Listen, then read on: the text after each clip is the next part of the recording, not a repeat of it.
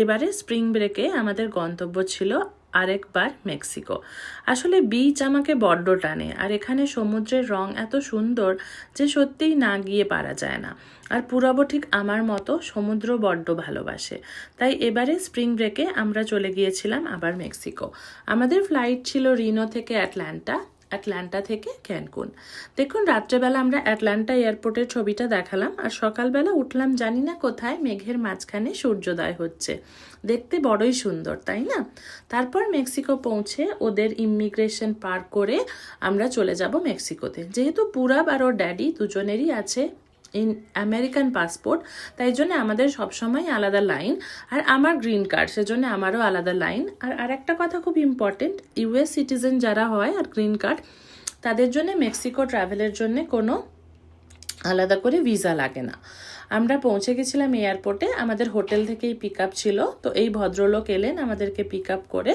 এবার আমরা আস্তে আস্তে মেক্সিকো থেকে বেরিয়ে যাচ্ছি এয়ারপোর্ট থেকে আমাদের হোটেলের উদ্দেশ্যে। এখানে একটা কথা বলে রাখি, জানেন তো, মেক্সিকোর মোস্ট অফ দ্য রিসর্টই একদম ওশেন ভিউ হয়, আর এগুলো অল ইনক্লুসিভ হয়।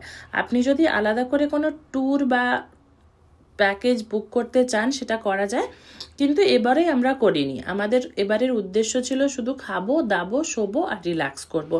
কারণ লাস্ট টাইম আমরা যখন এই সময় গেছিলাম, তখন পুরবকে নিয়ে আমরা গেছিলাম ঘুরতে মায়ান সিভিলাইজেশন। খুবই সুন্দর বলতে নেই, কিন্তু এত গরম আর এত হিউমিডিটি, পুরবের খুব কষ্ট হয়েছিল। আসলে আমরা ঘামে অভ্যস্ত হলেও ও তো ঠিক অভ্যস্ত নয়, আর হঠাৎ করে একটা 5 বছরের বাচ্চাকে অভ্যস্ত করেও দেওয়া যায় না।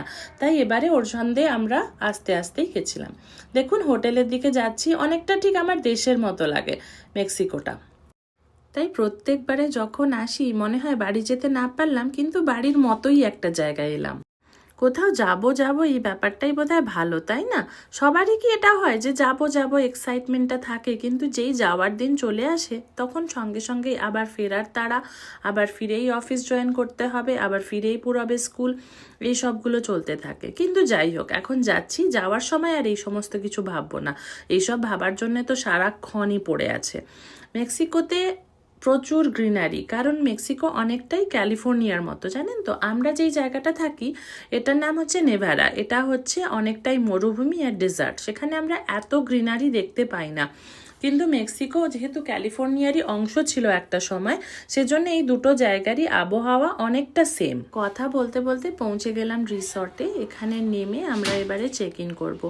এখানকার মানুষজন কিন্তু খুব ভালো আর খুব হেল্পফুল হয়, জানেন তো। আমি আমেরিকাতেও অনেক মেক্সিকান মানুষজন দেখেছি, এরা আসলে হন ভীষণ কর্মঠ, ভীষণ, এদের গায়ে খুব শক্তি থাকে, আর এরা ভীষণ কর্মঠ হন, খুব সহজ সরল আপনি বলতে পারেন। দেখুন, ওই মানুষটা ওনারা আমাদের ব্যাগগুলো সব নামিয়ে দিলেন। পুরবের ড্যাডি আর পুরব ওই ব্যাপারে আছে। আমরা এবারে ছিলাম উইন্ডহাম গ্র্যান্ড ক্যানকুন, ওই রিসর্টটাতে।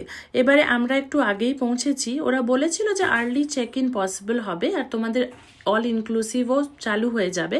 দেখা যাক কি হয়। এরপরে রুমে গিয়ে আমরা দেখবো রুমটা কেমন। আর এখানে বোধহয় সদ্য মোছামুছি হয়েছে, তাই ওই সাইনটা দেওয়া ছিল। এখানে যখনই কোথাও মোছামুছি হয় এই সাইনটা খুব ইম্পর্টেন্ট। দেখুন, আমরা ঢোকা মাত্রই কি সুন্দর মিষ্টি হেসে উনি আমাদেরকে দেখতে চাইছেন, আমাদের রিজার্ভেশন নাম্বার। আর পুরবের সাথে খুব গল্প, পুরবই সমস্ত কিছু ওদেরকে বলে দিচ্ছে। মাঝে মাঝে মনে হয় ওই বোধহয় আমাদেরকে নিয়ে এসছে।